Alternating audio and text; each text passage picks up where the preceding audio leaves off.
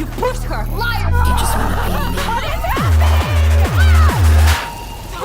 That all you got, mother?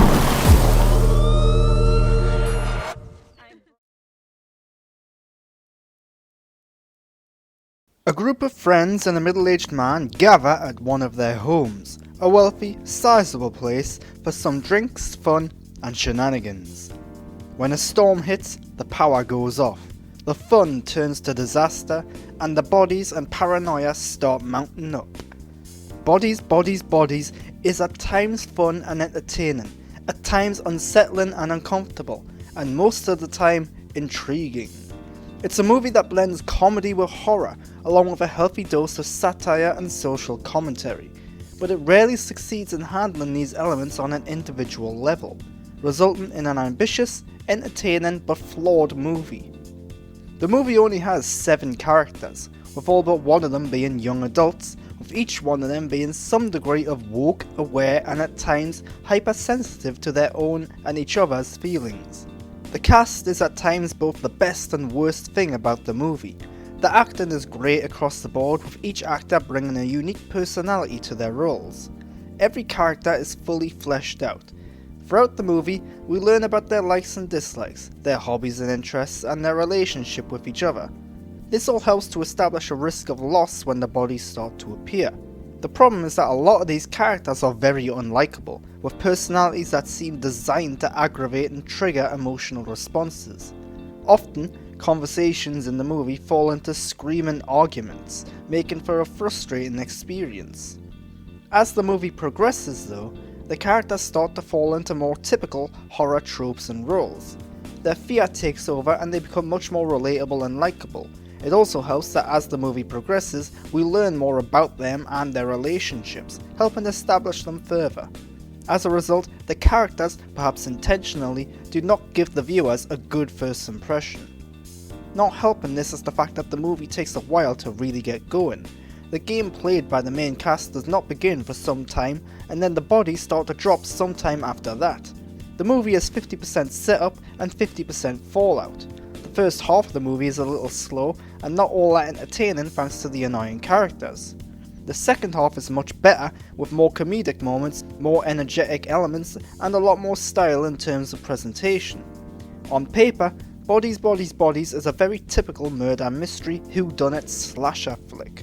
However, the biggest achievement of Bodies, Bodies, Bodies is that it is not this at all. Right up until the end of the movie, the story and the characters question what is going on, who is responsible. It plays with the mystery incredibly well, adding layers and details that make us think and change our minds. It then comes to a brilliant conclusion, with a twist ending that perfectly encapsulates what the movie is, wrapping up the story and the loose ends in a surprising, dramatic and fun way. The twist of the movie is one of the best I've ever seen. It really elevated the movie, which up to that point was very interesting because of a well established and thought out mystery. It does not handle many of its genre elements incredibly well though. The horror elements rarely work and lack originality. There aren't many jump scares, instead it uses tension and visuals to establish a sense of fear and paranoia, which isn't always present because of the amount of dialogue and attempts at humour. The humour meanwhile rarely works at all, with many of the jokes being very dark to the point of being in poor taste, also making the people responsible not very likeable. There are however some very funny moments, particularly in the back half of the movie. Bodies, Bodies, Bodies is not just about a series of deaths and a bad night in the mansion. The movie tries to set itself apart by adding layers of social commentary and satire, particularly focusing in on current issues and themes around Gen Z, political correctness, wokeness and so on. The movie does a great job at establishing these themes, making them relevant to the characters, pointing out the status of certain characters and how it alters their perceptions and positions.